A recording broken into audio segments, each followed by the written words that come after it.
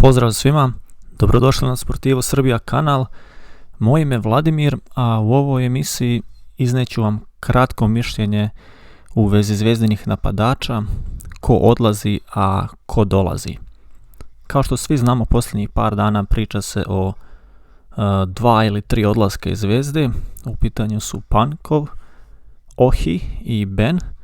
Ja smatram da će Ben ostati iz čistog razloga što ima srpski pasoš, ne vodi se kao stranac i koliko sam uspio da pročitam između redova, iz nekih njegovih intervjua, on zaista voli život u Beogradu, njegova porodica se osjeća dobro tu, komforno i mislim da će vjerovatno ostati do kraja ugovora, a posle toga možda čak i ostane da živi u Srbiji, zašto da ne.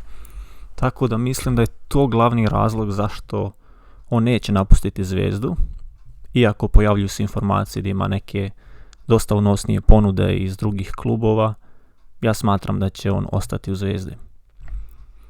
Razlog zašto ja mislim da će Pavkov otići je, smatram da pre par prelaznih rokova kada je bila priča u vezi odlaska u Kinu, on je ostao u Zvezdi i na neki način mislim da je Zvezda sada dužna da ga pusti kao moralni čin, obzirom da je u prilici da sad konačno ostvari neki dobar ugovor i dobre pare i mislim da će napustiti Zvezdu, iako je on miljenik mnogih navijača s razlogom i ove sezone je odlično startovao i vjerovatno bi bio, pa nisam siguran da li bi bio prva opcija u napadu, ali svakako uvijek bi dobio priliku ispred Ohija i ispred Bena, ali obzirom na sve mislim da je vrijeme i da mu treba dati dozvolu da napusti klub i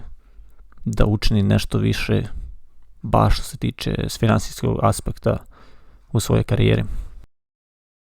Posljednji na listi je Ohi. Postoje mnogi komentari, mnoga mišljenja da li je on zasluži da ostane ili ne. Što se tiče njegovih igara, svakako da jeste. Mislim da je imao više nego solidan početak u Crvenoj Zvezdi. Ako bismo ga uporedili sa bilo kojim drugim napadačem, za 6 mjeseci on je postigao više nego mnogi za cijelu sezonu. Međutim, koliko mi je poznato, obzirom da je došao za džaba, znači nije plaćen nikakav transfer za njega, postao je neki usmeni dogovor da ukoliko se pojavi klub koji želi da ga dovede, da Crvena Zvezda neće praviti problem oko toga i da će mu dopustiti da napusti klub. Svi ovi transferi sada izgledaju nekako na prečas, pred kraj prelaznog roka, ali ja vjerujem da Crvena Zvezda je radila na ovome već neko vrijeme i da smo sada u zadnjih par dana u finalizaciji svih ovih dogovora i ono što se ja nadam, a kao što možete vidjeti na ekranu, postoji jedan igrač za koga ja vjerujem da bi bio najbolje rješenje za Crvenu Zvezdu u napadu. Ko je to? Saznaćemo za par trenutaka. Tako da, kao što rekoh, mislim da Ben ostaje, Pavkov odlazi, Ohi odlazi i dolazi još jedan napadač, a ja mislim da će to biti Dejan Joveljić. Zašto to mislim? Zato što financijski Zvezda može da isprati, možda čak i da nadmaši ugovor koji on ima u Los Angelesu. Trenutno on zarađuje tamo oko 612.000 američkih dolara, što nije puno. Ako se oslobodi plata za Ohija i za Pavkova, ladno to može da se pokrije. Što se tiče visine transfera, ne vjerujem da bi išao preko 2 miliona, vjerovatno 1,5 do 2 miliona evra. Zašto bi on trebao doći u Zvezdu? Prvo, Zvezdino dete. Drugo, talentovan i igra sve bolje i bolje. Treće, ozbiljan fudbal, ukoliko želi da igra i da napravi karijeru, mora da se vrati u Europu. Ima li bolje mjesto za to od Zvezde? Ekipa koja će vjerovatno sljedeće 2 godine igrati Ligu šampiona i dati mu dobru priliku da se dokaže i posle toga možda da napravi još bolji transfer. Sljedeći razlog jeste činjenica da u Galaxiju ne igra cijelu utakmicu, igra konstantno, ali ne igra od početka do kraja. Iz prostog razloga što Chicharito će uvijek da igra, zato što je on Meksikanac, meksička dijaspora, ako se uopšte može nazvati dijaspora, i ljudi koji žive tamo, ima ih toliko mnogo da jednostavno oni su na stadionu zbog meksičkih igrača i svi oni više žele da vide Chicharita nego Joveljića.